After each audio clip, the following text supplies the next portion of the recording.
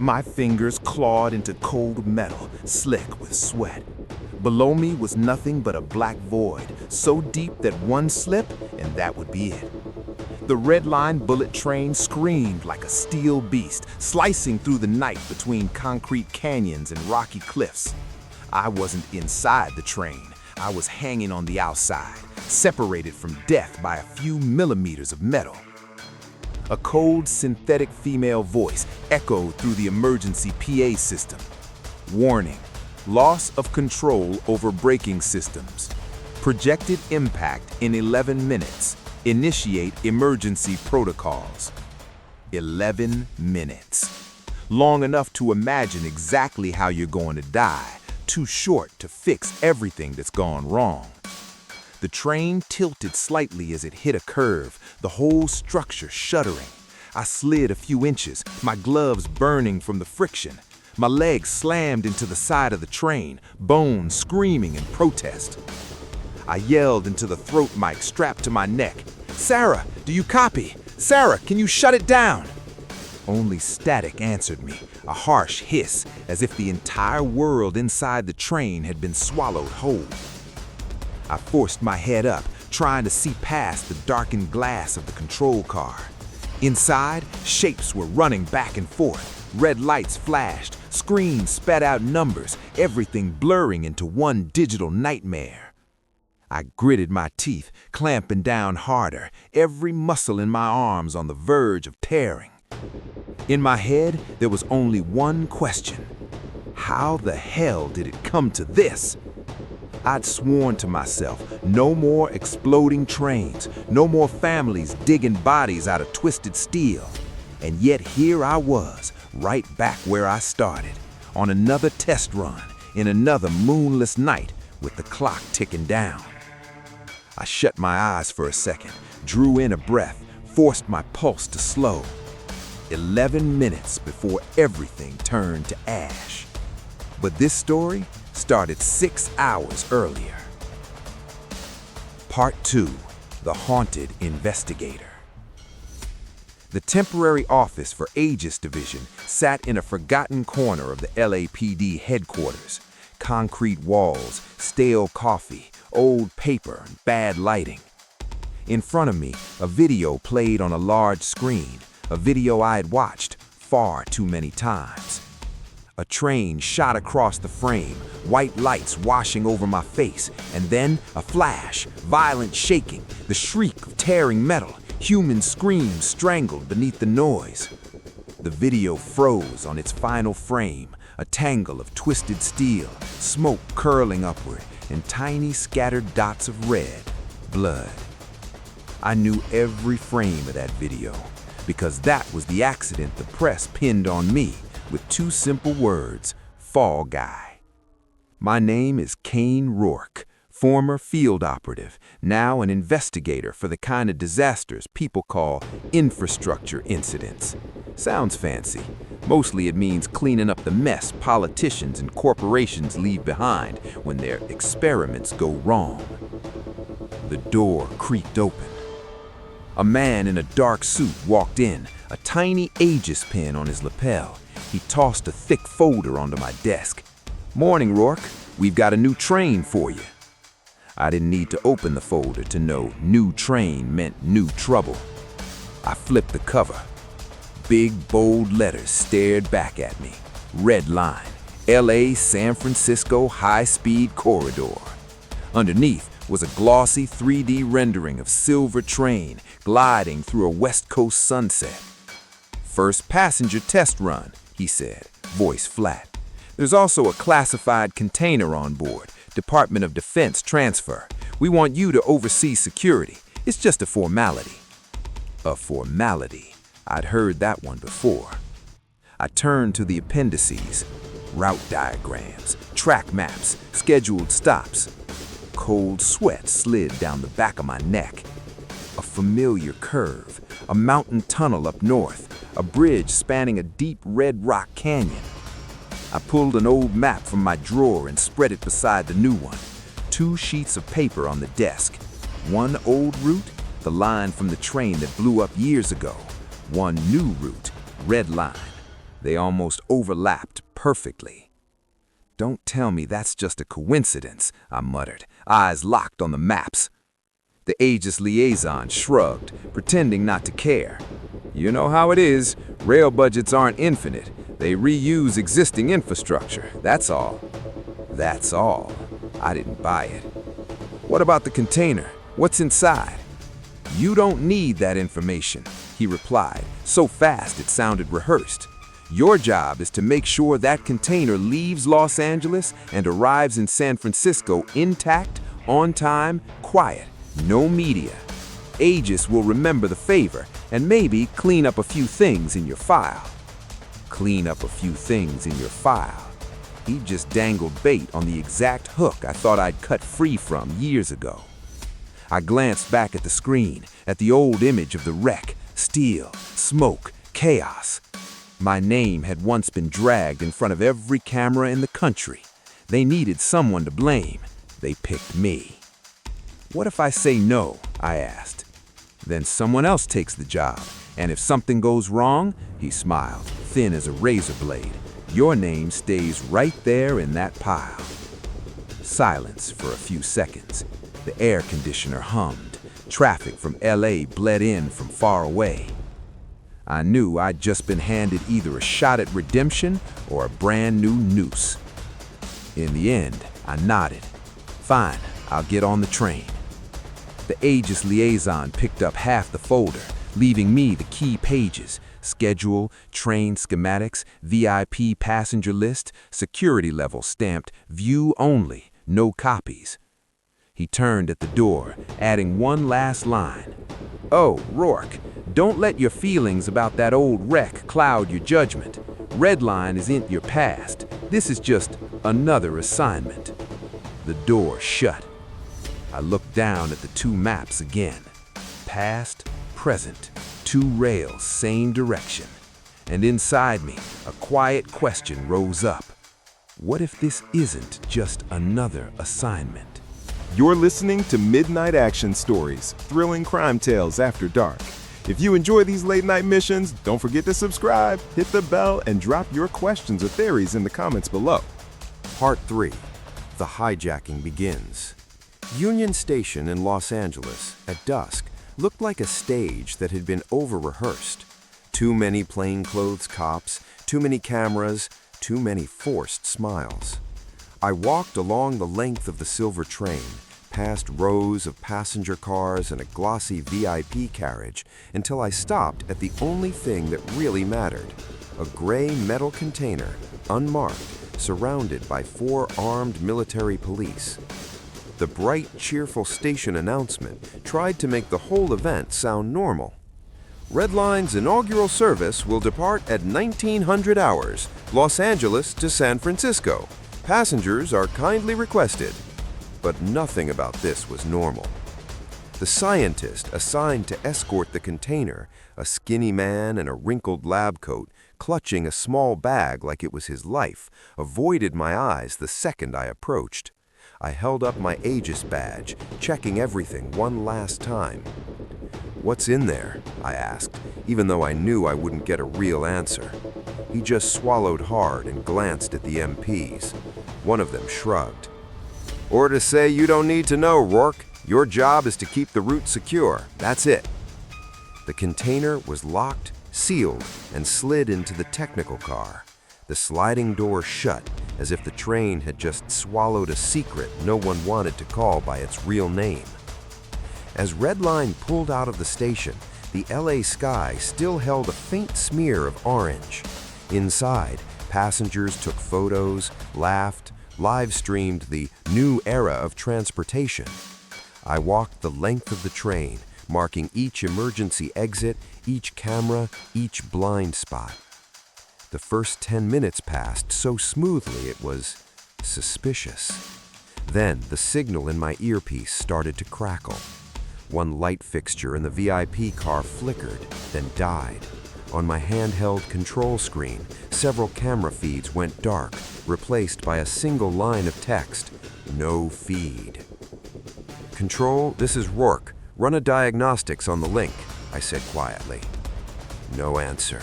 just the hiss of the rails and my heartbeat climbing. A choked-off whoomph sounded from somewhere behind me, and the entire train jolted. Passengers screamed, a couple of wine glasses shattered on the floor. White lights stuttered and flipped to red. In an instant, I knew. The blast wasn't big enough to cripple the train, just enough to scare people and kill the power where it mattered. The internal PA crackled to life. A man's voice came through, warped slightly by a filter, but still clear, calm in a way that chilled the blood. Welcome aboard this historic Red Line journey. From this moment on, these tracks belong to the Scarlet Fist. The passengers went silent. I looked up at the speaker, then down at the floor where red emergency light danced across the tips of my boots. We've got exactly 60 minutes before San Francisco wakes up to a new kind of air. We'll be in touch, Aegis. The line cut out with a hard click. And there, in the middle of hushed panic and a train gathering speed, I realized I'd just been dragged back into an old nightmare. Only this time, the nightmare was still alive, and it was talking to me through the loudspeakers. Part 4. Hunting ghosts between cars. Red emergency lights washed over the passengers' faces like strokes of wet red paint. Some buried their heads in their hands. Some stared at dead phone screens. Some whispered, "Is this a drill?" No, this wasn't a drill. I moved against the flow of bodies, one hand on my dead earpiece, the other trailing along the backs of seats and shoulders, reading faces, posture, breathing. Experience had taught me one thing. In any hijacking, the most dangerous person in the room is rarely the one yelling. He's the one sitting perfectly still, in exactly the right place, letting everyone else panic for him. The skinny scientist sat a few rows from the door, pressed back into his seat, eyes locked on the aisle, as if he were waiting for someone to appear. His right hand hid in his coat pocket, moving just enough to catch my eye. I stopped, watching. He pulled out a tiny vial, cap already loosened, the liquid inside trembling with the vibrations of the train. His gaze flicked toward the door, then in the direction of the technical car where the container was locked away. "You prepping that for yourself or for someone else?" I asked, voice low. He jolted, nearly dropping the vial. It's just a sedative. I've got a history of travel anxiety." The explanation sounded a little too neat, too ready. I filed his face away in the maybe column and kept moving. As I left him behind, a small movement at the far end of the car caught my eye. The railway security officer, the one the manifest listed as passenger safety supervisor, was standing alone in the connector between cars. He faced away from the passengers, pretending to check the coupling. His hand slid inside his jacket and came out with a small comms device, the kind that didn't belong to any manufacturer I recognized. He tilted his head and spoke into it, just a few words, his voice buried under the rumble of the train. Not a passenger, not a scientist, not the Scarlet Fist voice on the PA. This was a fourth channel in a game I hadn't been told the rules for. I stepped into the connector, the glass door hissing shut behind me with a cold click. Before I could say a word, a hooded figure with a scarf over his face barreled toward me from the other side, smashing into my shoulder and slipping past me like a shadow on ice. The air behind him smelled like gunpowder and cold sweat. "Stop!" I snapped, reflex taking over. The shadow didn't answer. He sprinted toward the rear cars, boots hammering on metal.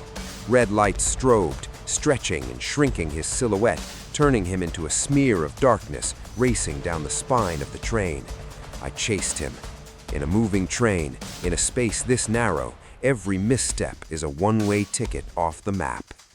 The intercar corridor shuddered, doors on either side rattling against their frames.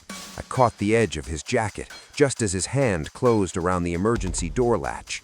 We slammed into the glass, his back pressed against the thin barrier between us and the night outside. In his eyes, I didn't see fear. I saw resolve. "Who are you working for? Scarlet Fist or someone else?" He didn't answer. His fingers tightened around something in his fist, a small black with a folded antenna.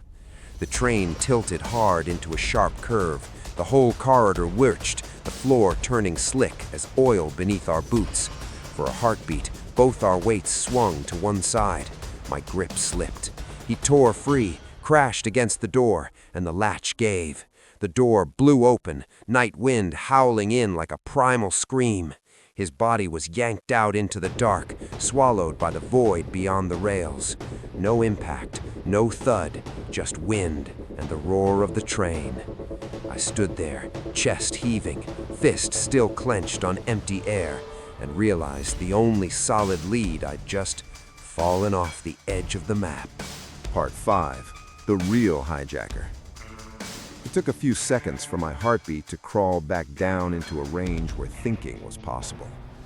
The emergency door groaned shut behind me, but wind still hissed through the seams, a reminder that one more mistake would send me after the man who'd just fallen. Something small and black rolled in a slow circle at my feet, then stopped. The comm device he'd been clutching before he slipped. I bent down and picked it up. Black, no logo, no serial numbers, just a single power switch and a folded antenna. Gear like this is used by only two kinds of people: those who don't want to be traced, and those who are convinced they never will be traced. I found a quiet corner in a maintenance alcove, away from panicked eyes. From my jacket, I pulled a compact crypto adapter and plugged the device in, like grafting a corpse's bone onto a broken spine. Lines of green code began crawling up the tablet screen in front of me, signal waves looping and twisting like digital snakes. "Eli, this is Rourke," I said, into a backup channel almost no one knew about. "I just picked up an interesting toy. Tell me who it's talking to." For a few seconds, all I heard was the rapid, precise clatter of keys on his end. Then Eli's voice came through, young, clipped, and for once not joking. "Got it. Give me a minute, if you've got a minute to spare." The display shifted to code, to a map, the REDLINE route, a thin white stroke from Los Angeles to San Francisco. Along it, a handful of dim nodes pulsed, relays, satellites, control points. One of those nodes suddenly swelled, turned red, and sprouted a label. Eli let out a low whistle. "Well, that's interesting." "Talk to me," I snapped. "The control signal Scarlet Fist is using to ride the train's systems isn't coming from any external black node. It's passing through an internal cluster in San Francisco, labeled Aegis Infrastructure Security Sandbox." I stared at the Aegis logo on the screen, like it had just betrayed me all over again. "You're telling me they're using our system to hijack this train?" "No," Eli corrected. "I'm telling you, someone on our side is letting them." Another file flashed into my queue. Eli pushed it over without comment. The display shifted, then a classified document appeared. A cutaway diagram of a biological containment unit. The header at the top was colder than anything I'd read in my life. Weaponized prototype, field validation scenario. Below it, a scenario outline. Terrorist group seizes high-speed train, issues political demands, threatens release of biological agent. Government fails to negotiate, justified disaster justifies nationwide security reform package. I scrolled down through the detailed timeline section. The minute the cameras are cut, the timing of the small diversionary blast, the exact timestamp for seizing control of the brakes. Every line matched what was happening out there, beat for beat, as if we were just actors reading our lines from someone else's script. "It's not a defensive test sample, Kane," Eli said quietly. "This is a field-ready weapon. All they need is a beautiful accident to sell the story." I leaned back against the cold metal wall, feeling the whole train suddenly get a few tons heavier. Scarlet Fist, the container, the bioweapon, Aegis. Every arrow on the board pointed to the same place. "Looks like," I exhaled, my voice gone rough, "the real hijacker today doesn't wear a mask and doesn't stand on a train car. He's sitting in a warm office in San Francisco, and he calls this a test. Part 6, the one who came back. I killed the channel and shut off the screen, feeling the Aegis logo still burned into my palm. No time left to sit and curse. I stepped back into the corridor and headed quickly toward the technical car, where the container sat like a bomb no one had bothered to admit was ticking. Outside the windows, the night was sliding by faster than it should. A small display on the wall caught my eye. Next stop, Palo Alto. Skipped. Redline wasn't stopping anymore. Someone had just decided nobody gets off this train. Perfect, I muttered. Now we're all the ideal hostages. As I neared the technical car, voices bled through the bulkhead. Tight, strained, angry. I hugged the corner and peered through the small window in the door. The two MPs from earlier were on their knees, hands tied behind their backs, heads bowed almost to the floor. 3 figures in black armor stood over them, rifles pressed to the base of their skulls, red masks glowing dully in the emergency light, like a logo ripped straight off a terror watch list. The skinny scientist was being dragged across the floor toward the container's lock panel, almost on his knees. One of the masked men jammed a rifle barrel into the back of his neck. "Open it, or this train gets a lot lighter." He shook so hard his hands barely found the keypad. I didn't have time for a perfect plan, just enough for a survivable one. I drove my boot into the door. The latch snapped with a sharp crack. Every masked head snapped toward me, barrel swinging in my direction. I dove sideways, sliding behind a bank of equipment and squeezed the trigger. Sound, gunfire hammering in a confined space, glass shattering, metal pinging. One mask snapped back, body slamming into the container before crumpling to the floor. His rifle clattered away. The MPs rolled aside, trying to get out of the line of fire. The scientist screamed something I couldn't make out, lips shaping what looked like the words, "Stop it!" I did the math in my head. 3 targets, now 2. They split, one laying down suppressive fire, rounds chewing into the panel inches from my face. I tucked closer to the equipment rack, preparing to switch angles. And then the world went ice cold at the base of my skull. Not from a bullet, from a rifle butt. Everything snapped to black. The world came back in with a low hum in my ears and the smell of hot metal. The ceiling of the technical car spun lazily before deciding to hold still. When I tried to move my hands, plastic bit into my wrists, zip ties, tight enough that one wrong struggle would peel the skin. Yellow emergency lights pulsed overhead, painting the red masks in a sickly glow as they stood around the container like some twisted ritual. The control panel on the side of the unit glowed weakly, a row of tiny lights blinking. Not full alarm red, but nowhere near safe. "Relax, it's not leaking, yet," a rough female voice said. "They want a field test, not a mass grave on a train." I turned automatically. In the circle of red masks, one figure didn't look scared or frantic or barking orders. She stood tall, arms loose at her sides, head tilted back just slightly, like she was listening to a song only she could hear. She stepped forward, boots ringing on the vibrating floor. A gloved hand reached up, grabbed the edge of her red mask and pulled. The hard shell came away, revealing a face I'd last seen through a body bag window in a military morgue. High cheekbones, eyes sharp enough to cut, a faint scar tracing the line of her left brow. Sarah Blake, former teammate, ghost of the wreck. "Hey, Kane," she said, as if we'd just run into each other at a bar instead of on a speeding bioweapon. I swallowed, not sure if it was the zip tie biting into my throat or my stomach lurching. "I went to your funeral," I ground out. "You were dead." Sarah shrugged, the corner of her mouth twitching. Aegis needed a fall guy.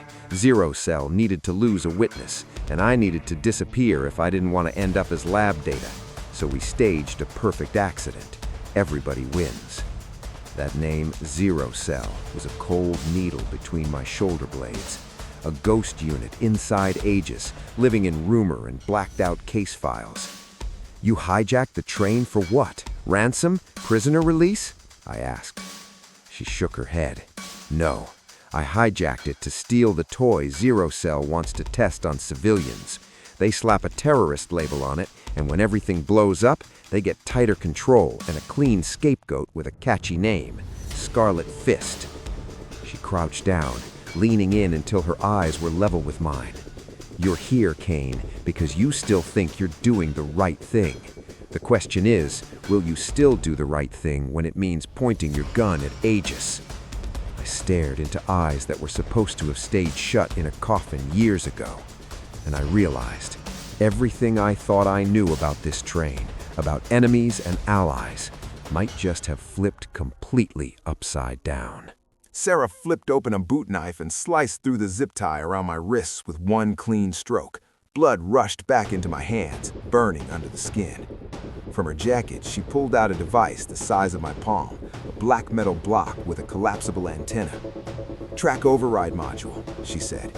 "If you can get this onto the main antenna on top of the control car, you can cut Aegis out of routing for a few minutes." On the small news monitor bolted to the corner of the ceiling, a breaking banner flashed. Grainy footage showed military helicopters lifting off from a coastal base, the caption scrolling, "Suspected terrorist incident. Redline hijack." Sarah glanced up, smirked. "Bad news is they think we're all terrorists. Good news, nobody's gonna cry if you scratch the paint." I popped the hatch in the ceiling of the car. Night wind punched down into the compartment like a fist. Outside, the sound was different, not the steady roar from inside the hull, but a long, tearing howl. I hauled myself up onto the roof. The skin of the train was slick, cold, humming under me. Far ahead, white points of light blinked against the dark, military helicopters closing in on our vector.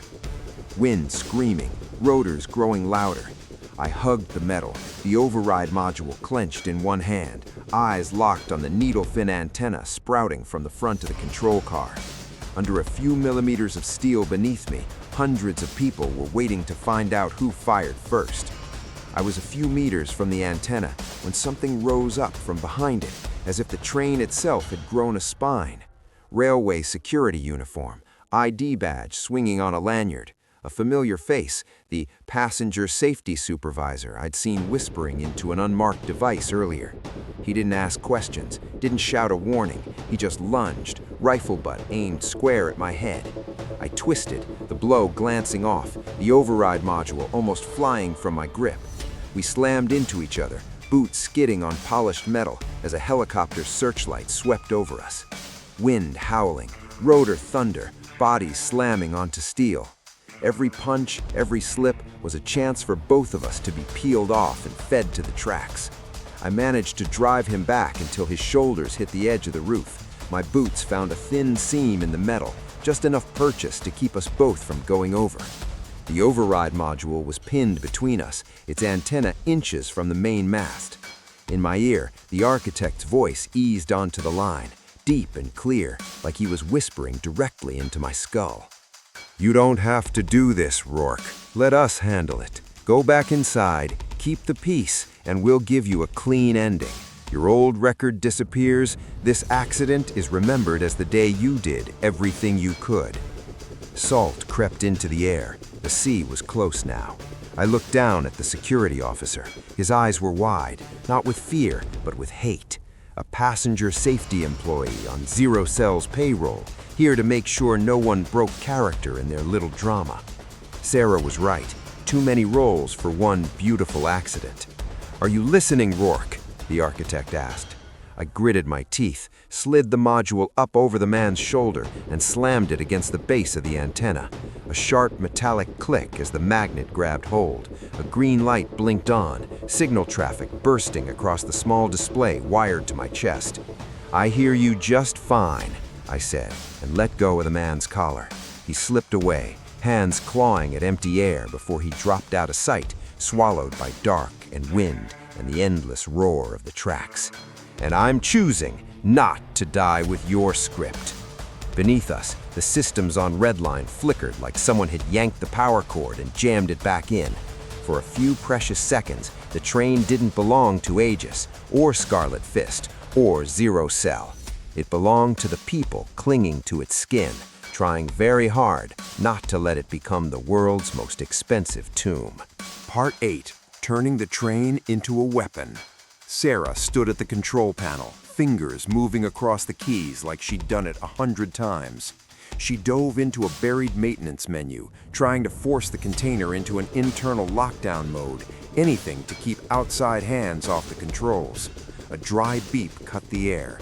The amber light flipped to orange, and a number flashed onto the small screen above the keypad. 09:59. The countdown started. I stepped up beside her, flexing hands that were free of zip ties but still felt bound. "What the hell did you just do?" I asked. Sarah frowned at the display. "Safety protocol," she said. "It thinks someone's trying to compromise the seal, so it gets ready for a controlled self-neutralization." She glanced at the clock, then at me. "Good news, it won't just spray everything everywhere. Bad news, if that container ruptures on this stretch, it's enough to turn the San Jose belt into a historical case study." I opened a line to Eli and pushed the new alert stream to him. Within seconds, my tablet lit up with a 3D simulation, the red line path, wind vectors, temperature, humidity. A pale blue cloud started to bloom from the train's position, drifting north, washing over the outskirts of San Jose, cutting across place names I'd only ever heard in morning traffic reports. Eli drew in a breath loud enough to hear through my earpiece. "Beautiful, down to the decimal," he muttered. "You complimenting me or them?" I asked. "Zero cell," he said. "I just found the exact same simulation in their scenario file. There's even a section labeled Projected Casualties, Acceptable Range." Cold light from the tablet painted the car in toxic green, turning the hijack scene into something that looked more like a lab test. "Of course," I said, the words tasting bitter. "A believable accident, clean enough to sell any security bill they want." The familiar male voice slid back onto the channel, not through the train's PA this time, but through Aegis's own encrypted backbone. "You've seen it now, Rourke," he said, as relaxed as if he were giving a keynote. "One tragic event, one obvious culprit, one easy story to package. Scarlet Fist does the dirty work, we do the cleanup. Congress votes, flags go half-mast, and names like Zero Cell never appear on a single piece of paper." In my mind, I saw him, sitting in a glass office in San Francisco, surrounded by polished wood and glowing monitors, a man who would never have to smell hot metal or hear people scream just before a train hit dirt. "And what's my part in this play?" I asked. The architect chuckled softly. "You're the tragic hero, the man who tried to save the train, who did everything he could. We scrubbed your old record, build you a small shrine in the internal memos, and if you leave Miss Blake alive, we get an extra terrorist to pin it all on. Win-win." I looked at Sarah, then at the container's clock, 07:12, 07:11. Those numbers weren't just measuring time, they were measuring how much cowardice I was willing to live with. I pulled up the route schematic Eli had sent earlier and zoomed in on a stretch of coastline south of San Francisco. There it was, a partially completed tunnel bored into the cliffs, tied into a forest of enormous industrial ventilation fans, an unfinished infrastructure project waiting for a funding bill that might never come. Eli's voice lost its usual edge, suddenly flat and serious. "If the train comes apart inside that tunnel, most of the agent gets trapped in the filtration system. The risk is still high, but it's a hell of a lot better than popping this thing in open air." The architect cut in immediately. "You're going to derail a passenger train just to spoil our model? Do you hear yourself, Rourke?" I stared out the narrow window, watching the rails curve toward the dark mouth of the coastal tunnel, then turned back to Sarah. "Can you help me take back the brakes and the routing?" I asked. She squinted at me. "You're really planning to drive us into the slaughterhouse?" "No," I said.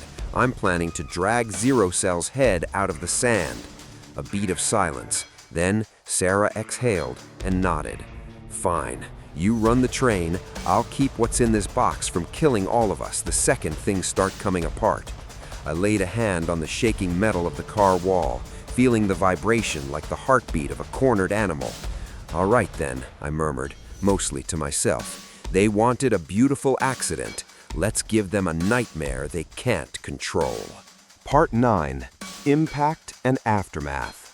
The Redline cockpit was smaller than I'd imagined, and more crowded. The driver and the systems engineer were pressed back into a corner, eyes glued to a control board gone wild. The speed needle was buried in a part of the dial none of them had ever seen outside a simulation. Out the windshield, the tracks ran straight toward a black maw in the cliff, the coastal tunnel, a ring of massive ventilation fans looming around it like abandoned windmills. Sound, long train horn, incessant overspeed alarms. "Sorry," I told the driver, pulling him out of the seat. "This part isn't in the simulator." I jammed the override module into the emergency port. The whole console jerked, like the system had just been yanked out of a dream someone else wrote for it. Red lights still flashed, but a small cursor on the routing display began to drift, settling onto the line that led straight into the tunnel with the filtration system. When the train hurled itself into the tunnel, the outside world vanished in a blink. The only light left was a row of yellow emergency strips along the ceiling, turning everything into an endless hospital corridor. In the technical car, the whole world shook. The container screamed with every beep it had in its repertoire. Sarah clung to the control panel like it was the only solid thing left on the planet. The countdown on the container display read 0034, 0033. "Illy, I'm in the tunnel. Tell me you can get those fans online." Eli shot back, keys rattling into a frantic percussion line behind his words. Sarah punched in the last command string, a line of code most design engineers had probably added just to dress up the documentation. "Controlled vent minus neutralize, tunnel mode only." She paused a heartbeat, glanced at the clock, 0008, 0007, then hit execute. Sound, huge ventilation systems roaring to life, air being sucked, metal thrumming. Instead of a fireball blowing out of the tunnel mouth, the military helicopters overhead saw dust, vapor, and a lot of very angry air. Inside, Redline ground, screeched, and finally slid to a brutal, bone-rattling stop somewhere in the concrete throat of the hill, leaving long, scorched scars along the rails. Some time later, I couldn't have said how long, the silver train lay in a maintenance yard, a beached whale on dead steel. Technicians, cops, EMTs, white bandages wrapped in a hurry, blue and red lights bouncing off crumpled aluminum. I sat on the step of an ambulance, shirt torn, blood on my hands, not sure whose. On someone's phone, a news anchor smiled with practiced calm. Authorities report that a serious technical malfunction nearly led to disaster on the new Red Line corridor. Fortunately, thanks to the quick response of the operations team, there were no civilian casualties. No Scarlet Fist, no Zero Cell, no container. Just a technical malfunction and a few nameless lines in an internal incident report.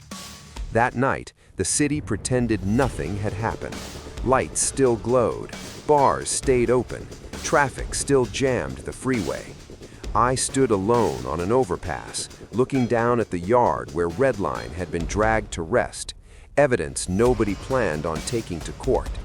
In my hand was a small black hard drive, its LED blinking lazily. Sarah's parting gift in the chaos, a copy of the Zero Cell files they hadn't managed to wipe. I plugged in an earpiece and played the clip Eli had pulled out of the noise, the architect's voice, smooth and deep, like a premium insurance commercial. In difficult times, what matters is maintaining a sense of safety for the public. They don't need to know every detail. They only need to know that we are in control of the situation. The words slid through my ear perfectly formed and disgustingly familiar. I ran them back in my head, but not in his voice, in a woman's voice, cold, sharp in a glass-walled conference room at Aegis years ago. Helen Ward, my director, had said that line once, word for word. I killed the playback and slipped the drive into the inner pocket of my jacket. "All right," I said to the shadowy shapes of trains below. "If the architect likes hiding behind titles, we start with the only person who can sign off on Zero Cell's budget." The night wind pushed across the bridge, carrying a distant train horn. This time, it didn't sound like a warning. It sounded like a promise. You're listening to Midnight Action Stories, thrilling crime tales after dark.